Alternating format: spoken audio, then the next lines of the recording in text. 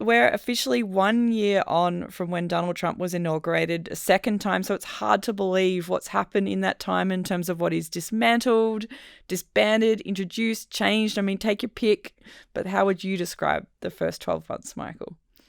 Well, that's right. I mean, it's kind of deliberate chaos, right? It's funny. I interviewed Steve Bannon, the sort of prominent MAGA figure, the other day, and he was saying that even he was shocked by how fast Trump has moved and the extent of the disruption. And we were talking about the capture of Nicolas Maduro, the Venezuelan leader. We were talking about Iran. We were talking about the Gaza Peace Board, changes to drug policy here in the US, the events in Minneapolis, and the kind of ramifications of Trump's immigration crackdown. And these are only things that are happening in the last 3 weeks, like this year. So that kind of, you sort of have forgotten all the things that even happened back in February. I mean, this term started with a flurry of executive orders. Day one was pardoning the January 6 rioters.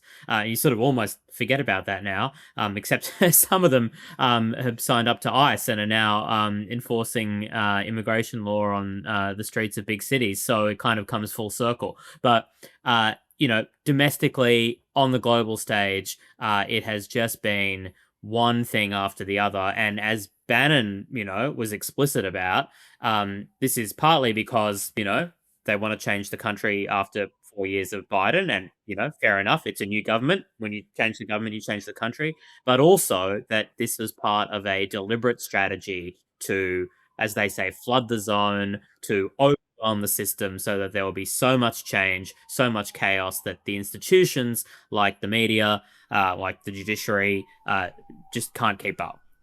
And it's kind of, I don't know, but listeners will probably be able to hear some sirens in the background there, which I don't know, we haven't put in for dramatic, dramatic effect. It's not some sort of ice raid or whatever. It's pretty standard. For some reason, American sirens insist on being incredibly loud at all times, and unnecessarily loud. So that's just part of American life.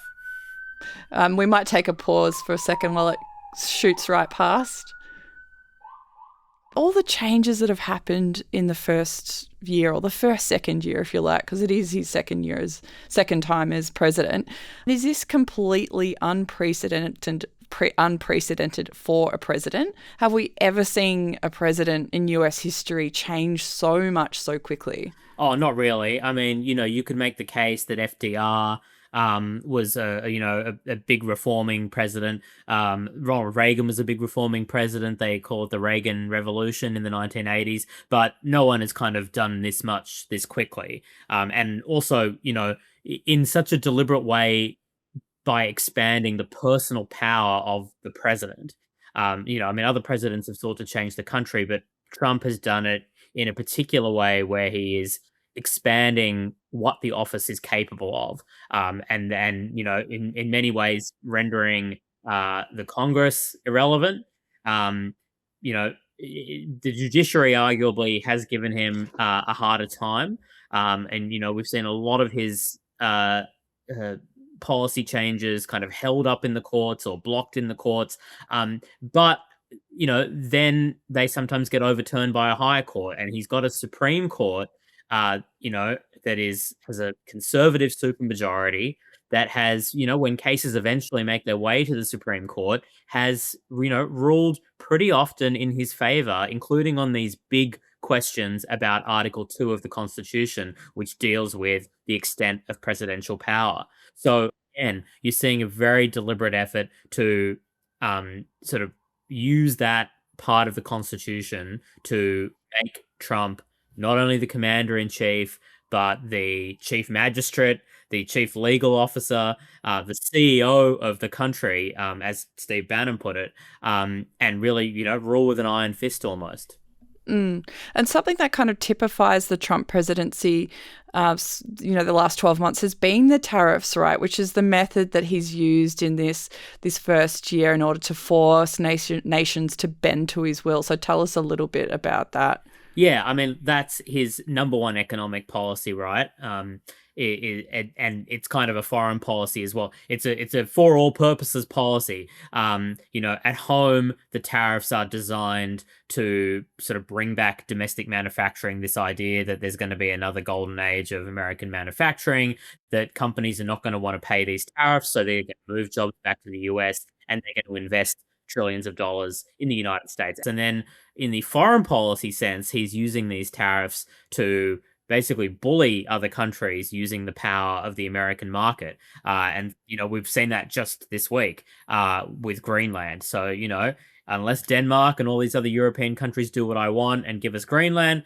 I'm going to hit you with additional tariffs. And, I mean, look, we've seen that it works. Countries don't like them. They don't want their products to be hit by them. And so they're willing to jump pretty high um, when Trump threatens them with tariffs. It's been pretty effective. Although, as you point out, Tammy, uh, that could all end any day now when the Supreme Court makes its decision as to whether these tariffs are legal or not. We're, waiting for that to come. It could be any day. And that would just blow up Donald Trump's agenda. Having said that, the administration says that they've got a plan B. They reckon they can, reconstitute the tariff framework using other laws. We'll see about that. There's no doubt that if the Supreme Court were to knock those tariffs down, it would represent the biggest defeat Donald Trump has had to date in his second term. And it could really kind of upend this hallmark, one of the hallmarks, I guess, of his presidency so far. And some of the other things that he's done on the global stage has also been significant. And you've touched on a bit of a highlight or a low light, depending on which side of politics you're on. But talk to some of the more significant changes that he's made on the global stage. Well, look, I think blowing up the sort of liberal world order that has been normalized for the past decades is, it hasn't been completely destroyed, but we're certainly seeing at the moment just how much stress Trump is putting on it. We see the traditional alliances like the NATO alliance are not a sort of, rigid, principled thing for this president, that he feels like if there's some advantage that he wants to extract from some country, whether it's an ally, he will do that. If he wants to whack tariffs on an ally, he will do that. So all of the kind of rules-based order that, the West has kind of rallied around has gone out the window. We've seen him, I don't want to say cozy up to Putin, because I think, I think a lot of this is designed to kind of long-term counter Moscow and Beijing. But I think there's also no doubt that Donald Trump has different ideas about power and how that power is owned by countries like China and Russia, which are sort of these, regional hegemons or hegemons. I think there's no doubt in Donald Trump's mind that, Russia is a large country with a big military, and therefore it kind of gets to do what it wants a bit, including, in Ukraine, where he, wants to end the war, but has been prepared to indulge a lot of Vladimir Putin's whims and really not put the pressure on Vladimir Putin that people would like Donald Trump to put on him. And it's the same with China. I think, although a lot of this kind of American policy is designed to counter China so that it doesn't threaten the US too much, he's also prepared to say, well, China, it's a big, powerful country, and to some extent, he respects that. And he hasn't wanted countries like Japan to push back too hard against China's plans on Taiwan, especially, at least not vocally. Trump has been very much saying, he believes Xi Jinping, if there's no way he'd make a move on Taiwan, at least not while, Trump is president. And so, it's a different approach to that kind of geopolitics where it is, survival of the fittest. It's law of the jungle, as some analysts put it, where, the big, strong countries get respected and, in a sense, get bowed down to, and the weaker countries get taken advantage of. Let's turn to now, like what is actually upended or changed within the US. And you read a list of all of them, and it's kind of mind-boggling. So take us through some of those. Look, I think the biggest one at the moment is immigration. I mean, and there's multiple facets to that. I think one of Trump's first and arguably most successful policies was to basically crack down on border crossings on the southern border. Now, a lot of those border crossings had started to come down anyway. I mean, it did get out of control under Joe Biden, and that was a large part of why the Democrats lost that election. But those numbers had already started to really fall. Joe Biden had been cracking down on illegal border crossings. But Trump, has got it down to a trickle, basically nothing. Now things have turned to the deportations, which he also promised before the election. The biggest mass deportation drive the country's ever seen. The numbers change, but, they talk about getting 11, 13, 15 million people out of the country. That's a lot more difficult. And we're seeing the repercussions of that right now on city streets around the US, because that means ICE, the, sort of immigration enforcement squad, going around, pulling people over at traffic stops, trying to hunt down. Now, sometimes they're hunting down criminals, and, heinous criminals at that, murderers, rapists, what have you. There's plenty of those. But it also means hunting down people who are just here without, they're not here lawfully. They don't have the right documents. But they could have been here for a long time. They might have families here. They've got jobs. They're a part of church communities, school communities. And that is creating great tension. So that's one thing. We're seeing that play out every day. We're seeing it play out in Minneapolis at the moment. But of course, every other aspect of American life has been upended too. I mean, there are changes to the vaccine schedule, which have been enacted by Robert Kennedy, the health secretary. He's basically been empowered to, bring his considerable vaccine skepticism to bear upon American children. And those changes are being made. The education department was abolished. You're seeing the size of government shrunk. We had Elon Musk and his, team, his razor gang of young cost cutters, the Department of Government Efficiency, sort of, run right through the American government. We have the dismantling of USAID, the foreign aid program. Again, you can hardly remember it now because so much has happened since then. The really big